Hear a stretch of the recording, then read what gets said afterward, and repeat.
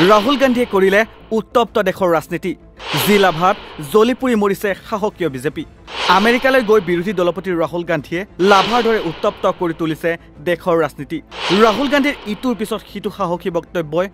জুকাৰণি তুলিছে সাহসীয় বিজেপি বৰঘৰত অমিত শ্বাহে ক'লে ৰাহুলে বদনাম কৰিছে দেশৰ ভাৰতক বিভাজন কৰাৰ ষড়যন্ত্ৰ কৰিছে ৰাহুল গান্ধীয়ে লোকসভাৰ বিৰোধী দলপতি ৰাহুল গান্ধীৰ খৰত থৰহৰি কপিছে সাহসীয় বিজেপি আমেৰিকা ভ্ৰমণৰত ৰাহুল গান্ধীয়ে কৰা ইটোৰ পিছত সিটো স্পষ্ট আৰু সাহসী বক্তব্যই কপাই তুলিছে সাহসীয় বিজেপিক ৰাহুল গান্ধীৰ খৰত থৰণি নেপায় বিজেপি এতিয়া ৰাহুল গান্ধীক পুনৰ দেশ বিৰোধী বুলি প্ৰতিষ্ঠা কৰিবলৈ বৃথা চেষ্টা কৰা দেখা গৈছে আমেৰিকাৰ ভ্ৰমণৰ সময়ত মূলতঃ দেশৰ সংৰক্ষণ ব্যৱস্থা আৰু শিখ ধৰ্মাৱলম্বী সহ সংখ্যালঘুৰ স্বাধীনতা হৰণ কৰা বুলি মোদী চৰকাৰক আক্ৰমণ কৰিছে ৰাহুল গান্ধীয়ে ৰাহুল গান্ধীৰ এই আক্ৰমণত লাভাৰ দৰে উত্তপ্ত হৈ পৰিছে সাহসীয় বিজেপি ৰাহুল গান্ধীক প্ৰত্যুত্তৰ দিবলৈ গৈ কেন্দ্ৰীয় গৃহমন্ত্ৰী অমিত শ্বাহে ৰাহুল গান্ধীক পুনৰ দেশ বিৰোধী বুলি প্ৰতিষ্ঠা কৰাৰ বৃথা চেষ্টা কৰাও দেখা গৈছে অমিত শ্বাহে ৰাহুল গান্ধীক আক্ৰমণ কৰি কৈছে ভাৰতক বিভাজিত কৰাৰ ষড়যন্ত্ৰ কৰা শক্তিৰ সৈতে থিয় দিছে ৰাহুল গান্ধীয়ে অমিত শ্বাহে লগতে অভিযোগ কৰে যে ৰাহুল গান্ধী আৰু কংগ্ৰেছে ৰাষ্ট্ৰবিৰোধী বক্তব্য দিয়াটো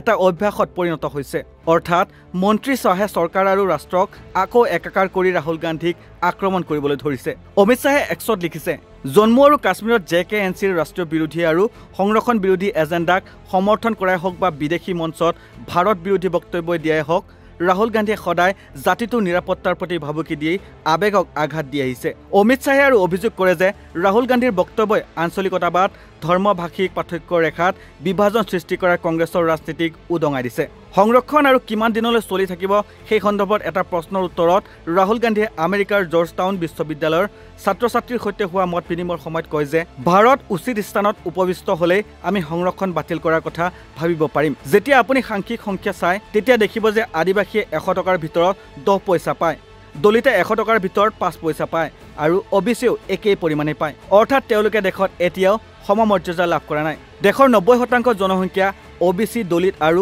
আদিবাসী দেশত তেওঁলোকৰ উপযুক্ত প্ৰতিনিধিত্ব নাই আৰু সেয়ে জাতিগত লোকপিয়ল চলোৱাৰ প্ৰয়োজনীয়তা আছে বুলি পুনৰ দুহাৰে ৰাহুল